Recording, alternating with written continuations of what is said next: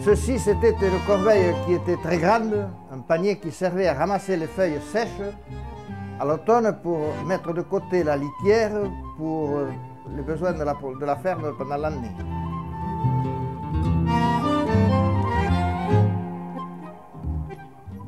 J'ai été nommé facteur auxiliaire occasionnel en 1948, au 1er mars. Et j'ai resté facteur occasionnel jusqu'en 1955, date à laquelle mon beau-père a pris sa retraite et où je suis devenu auxiliaire permanent. De ce temps-là, j'ai commencé à faire ma tournée à pied. Une tournée de 5h30 et il fallait faire 25 km. C'était le temps où toutes les fermes dans le pays étaient habitées, où il y avait un contact avec la population formidable. En plus que je distribuais le courrier, je faisais à domicile le service de l'épicerie, puisqu'on faisait l'épicerie chez nous, je portais les commissions sur mon dos. Je faisais les travaux de secrétaire de mairie sur place. Et en plus, je portais dans mon sac une seringue parce que, étant donné qu'il n'y avait pas d'infirmière à Sainte-Croix, je faisais aussi les piqûres à domicile. Puis alors est venu le temps où, bon, après la marche à pied, les chemins ont commencé de penser de les entretenir un peu mieux, j'ai commencé de prendre un vélo. Les chemins, ils étaient tous des chemins de terre, où il était fait à l'époque des journées de prestation pour l'entretien des chemins, ce qui veut dire qu'on nettoyait un peu les fossés, tout ça était fait à la main. Chaque personne qui vivait dans la commune qui avait moins de 60 ans devait fournir 4 journées de prestation par an pour l'entretien des chemins. Et puis alors est venu le temps où la voiture est arrivée, après la guerre, à partir de 1950, la voiture est arrivée, alors on a commencé par faire dans un premier temps un peu d'ouverture de chemin, puisqu'il n'y en avait pas partout, il y avait des chemins, des pistes, des chemins qui étaient de piétons, on les a élargis. Et puis petit à petit, on est arrivé à goudronner à peu près toute la voirie communale. Et maintenant, il y a bien encore quelques chemins de terre, mais heureusement que... Heureusement, je dis, parce que si on n'avait pas pu arriver à goudronner les chemins, il n'y aurait plus assez de monde pour permettre l'entretien, surtout avec les plus catastrophiques qu'on a ces dernières années. Ceux qui sont partis ne sont plus jamais revenus, parce que, évidemment, le type, il avait son salaire et il était à sa couverture sociale. Et de plus, les femmes, il faut bien le dire, même, bon, je m'excuse pour celles qui sont là, mais les femmes se sont mieux trouvées à la ville qu'à la campagne, pour beaucoup, ce qui a été vrai. Et si ces lois sociales qui sont actuellement étaient venues, je crois que le pays se serait moins dépeuplé que ce qu'il a fait. Entre 1970 et 1970, le pays s'est remonté avec une nouvelle population qui est arrivée au pays. Mais beaucoup de ces jeunes sont restés ici, ont fondé des familles, ont permis que puisse se conserver l'école, que puisse se conserver certains commerces et que vive enfin le pays. Il y a bien quelques fils de paysans qui sont restés, le mien en est un, mais il se compterait dans la commune sur les doigts de la main. Alors s'il n'était pas venu une population nouvelle, le pays évidemment, ça remord complètement.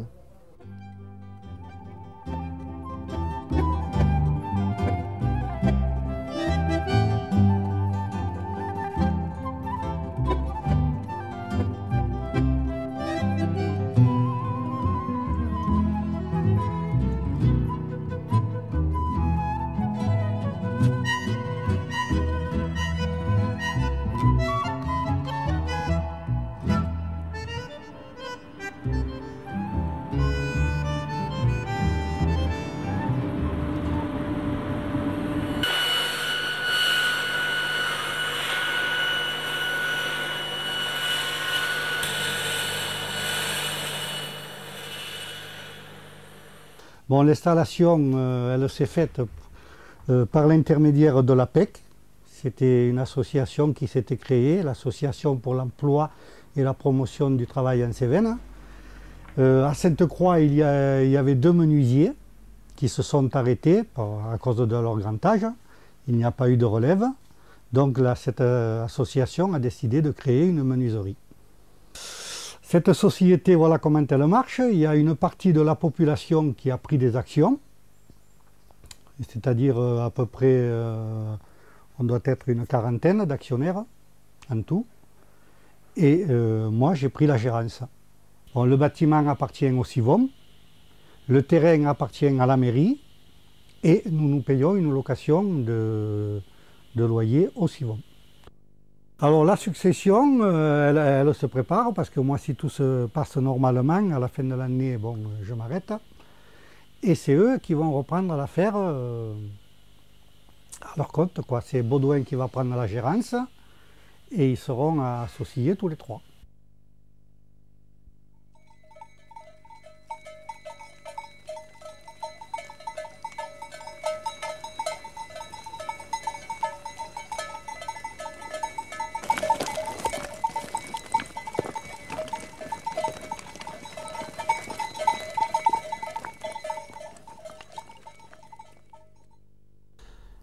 Alors un certain nombre d'agriculteurs à l'époque, dans la vallée française, se sont posés un problème, savoir s'ils devaient partir ou si ils devaient rester, ils pouvaient rester. Alors c'est ainsi que s'est constitué un CETA. Un CETA, c'est un groupe d'agriculteurs, une dizaine, 12, 15 agriculteurs qui se réunissent et qui essaient de réfléchir ensemble aux divers problèmes qui se posent.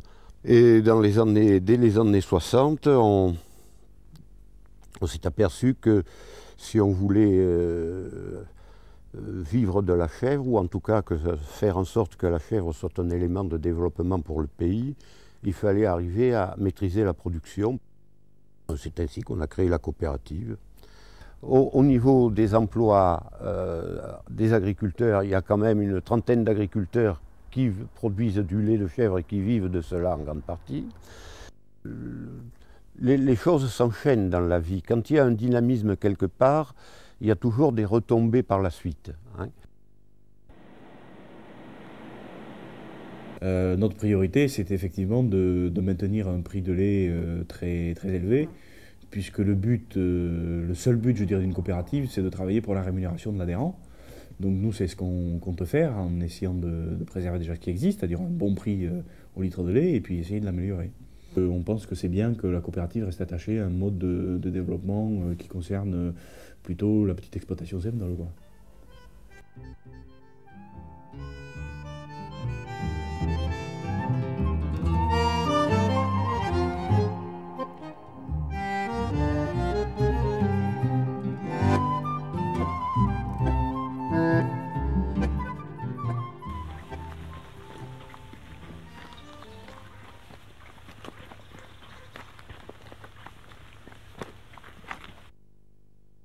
Nous, on ramasse des feuilles avec l'équipe de Sainte-Croix.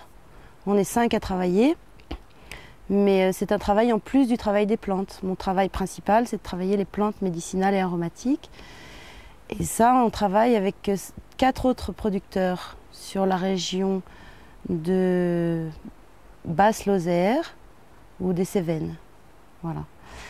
Alors, on travaille chacun, on a une ferme, et on fait des plantes et autre chose. Il y en a qui font des plantes et de la confiture, des plantes et du fromage de chèvre, des plantes et du miel comme moi, etc. Et on met toutes les plantes en commun. On a un GIE, ce qui nous permet de commercialiser les plantes en commun. Okay.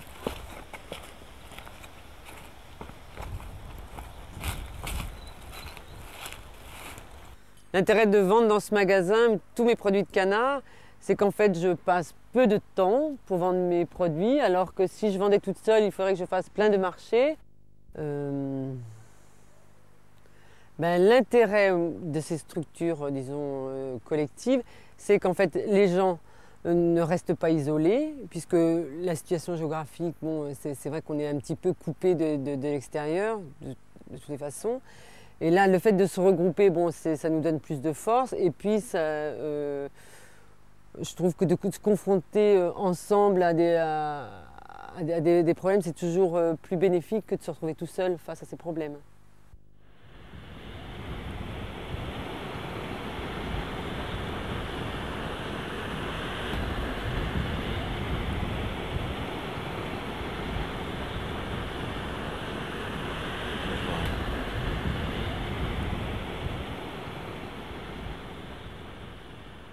On a à cœur que les enfants aient un autre service que celui de l'éducation nationale. Ils peuvent par exemple faire du tennis, aller à la piscine, avoir des arts plastiques, des intervenants en musique et en chant. Et on ne peut payer ces gens-là et organiser ces activités qu'avec une certaine enveloppe d'argent qu'on ne peut obtenir que par des animations. Ces animations qui regroupent tous les gens des vallées, parents ou non, qui ont envie de soutenir ce projet-là et donc qui nous permettent de les réaliser.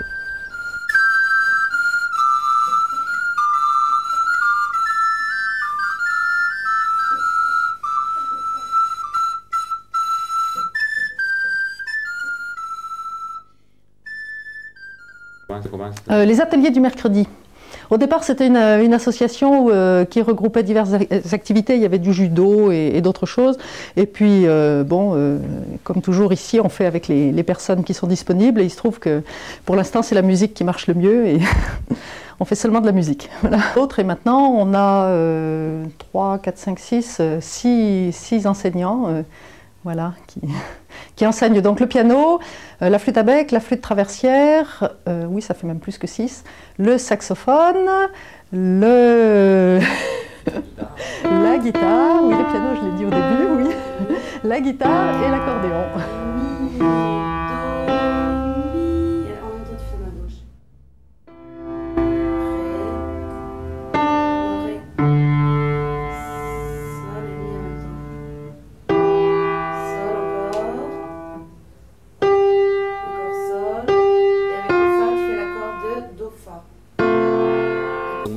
Maryse, tu as été au Burkina Faso. Pour toi, ça a été quoi cette expérience dans ta vie?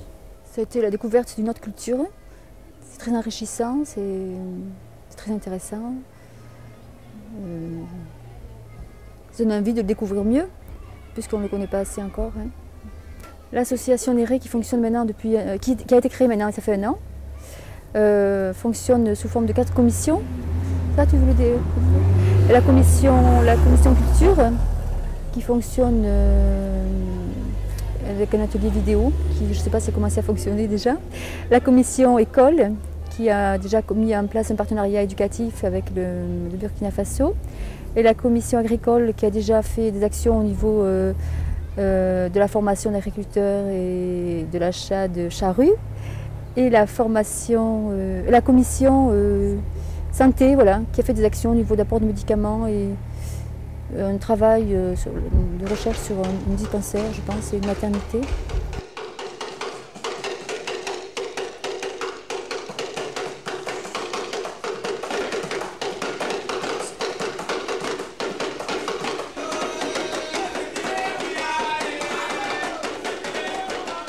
Le Cinéco est une association de cinéma itinérant. Auparavant, à Sainte-Croix-Vallée française, il y avait un ciné-club qui était animé par l'instituteur du village. Et il y a une quinzaine d'années, donc, on a créé ce Cinéco. En fait, pour 2 raisons. La première, c'était le catalogue des ciné-clubs était restreint. Et la deuxième raison, c'est qu'il y a pas mal de nouveaux arrivants qui avaient une certaine culture cinématographique parce qu'ils habitaient en ville et qui avaient envie de pouvoir aller au cinéma facilement sans aller à Nîmes ou à Montpellier. L'harmonie. C'est vrai qu'on peut souhaiter un développement harmonieux du territoire cévenol, et un développement harmonieux pour les gens qui y vivent. Ce qui serait bien, c'est qu'on puisse travailler et aller au bistrot. Éduquer ses enfants et élever des canards. Faire du théâtre et de la menuiserie. Comment t'as dit? Ou bien partir au Burkina et faire de la musique. Ou bien encore voir des films et faire des films. Couper. Couper. Je crois qu'on rigole trop à la fin. Ben, le collectif, ça me fait un peu chier, mais en fin de compte, je m'y retrouve. Moi, je suis arrivée depuis bientôt 3 ans et je trouve que c'est un pays où on a envie de rester.